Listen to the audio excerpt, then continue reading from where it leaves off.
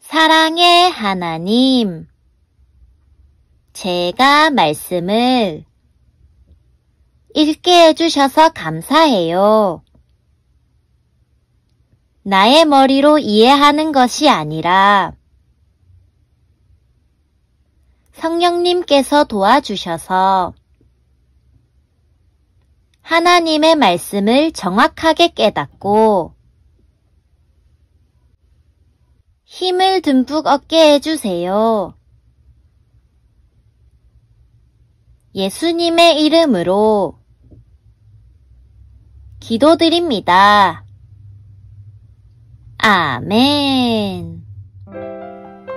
안녕 친구들, 오늘 읽을 말씀은 출애굽기 7장이에요. 7장에서는 파라오 앞에 선 모세와 아론 이야기, 그리고 하나님의 말씀을 듣지 않는 이집트에 내려진 10가지의 재앙 중 첫 번째 재앙 이야기가 등장해요. 오늘의 간단 설명. 첫 번째, 재앙. 재앙은 인간을 매우 고통스럽고 슬프고 불행하게 만드는 사고나 일을 말해요.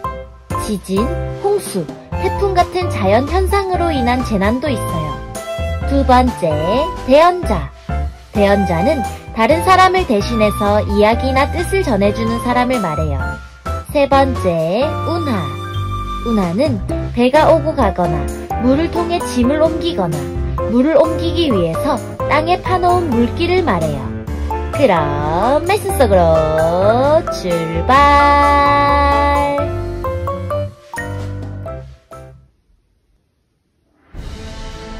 여호와께서 모세에게 말씀하셨습니다. 나는 너를 파라오 앞에서 마치 하나님과 같게 할 것이다. 그리고 내 형 아론은 너를 위해 대언자가 될 것이다. 내 형 아론에게 내가 너에게 명령한 모든 것을 말해주어라. 내 형 아론은 파라오에게 이스라엘 백성을 그 땅에서 내보내라고 말할 것이다. 그러나 나는 파라오의 고집을 그대로 두고 이집트 땅에 많은 기적을 일으킬 것이다. 그럼에도 파라오는 내 말을 듣지 않을 것이다. 그때에 내가 더 큰 능력으로 이집트에 무서운 벌을 내리고 그런 다음에 내 백성 이스라엘을 강무리대로 이집트 땅에서 인도해낼 것이다. 내가 나의 큰 능력으로 이집트에 벌을 내리고 이스라엘 백성을 그 땅에서 인도해낼 때에야 비로소 이집트 사람들은 내가 여호와인 줄을 알게 될 것이다. 모세와 아론은 여호와께서 명령하신 대로 했습니다. 모세와 아론이 파라오에게 말을 했을 때 모세의 나이는 80살이었고 아론의 나이는 83살이었습니다. 여호와께서 모세와 아론에게 말씀하셨습니다. 파라오가 너희에게 기적을 요구할 것이니 그러면 모세는 아론에게 지팡이를 파라오 앞에 던지라고 말하여라. 그 지팡이가 뱀으로 변할 것이다. 그리하여 모세와 아론은 여호와께서 명령하신 대로 파라오 앞으로 나아갔습니다. 아론은 자기 지팡이를 파라오와 그 신하들 앞에 던졌습니다. 그러자 지팡이가 뱀으로 변했습니다. 그때의 파라오도 자기의 지혜로운 자들과 마술사들을 불렀습니다. 이집트의 마술사들도 마술을 부려 똑같은 일을 했습니다. 그들이 자기 지팡이를 땅에 던지자 그 지팡이들이 뱀으로 변했습니다. 하지만 아론의 지팡이가 그 뱀들을 잡아먹었습니다.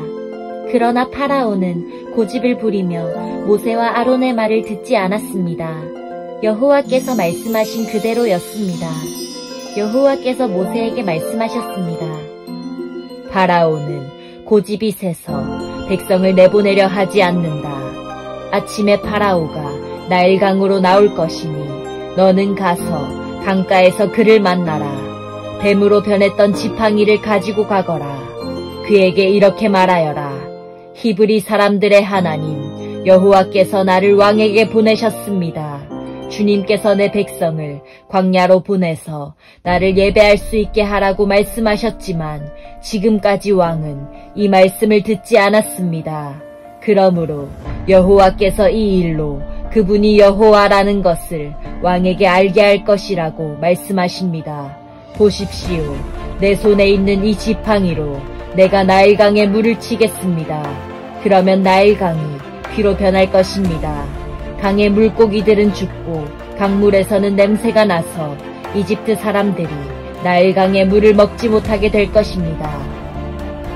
여호와께서 모세에게 말씀하셨습니다. 아론에게 지팡이를 들어 이집트의 모든 강과 운하와 연못과 늪을 향해 손을 뻗으라고 하여라.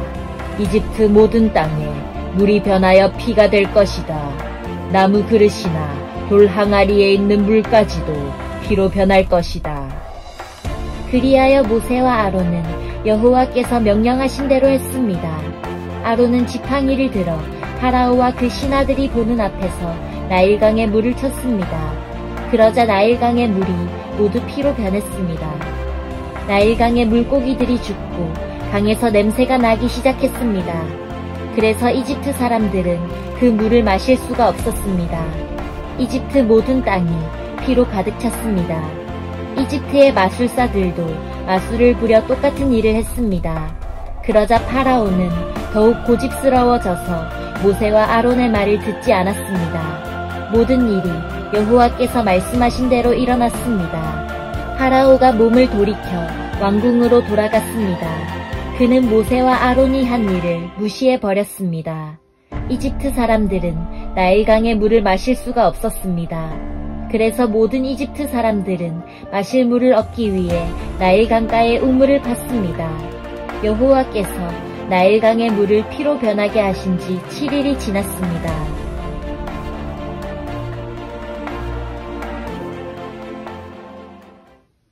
짜잔! 여기까지가 출애굽기 7장이에요. 말씀 꿀단지 맛있게 먹었나요? 오늘도 잘 들어줘서 고마워요. 하나님의 말씀을 듣지 않는 이집트에게 내려진 10가지 재앙. 그중 첫 번째 재앙이 등장했어요. 헉!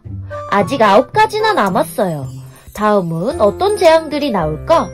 하나님께서 이루신 놀라운 일들을 기대하며 모두 안녕!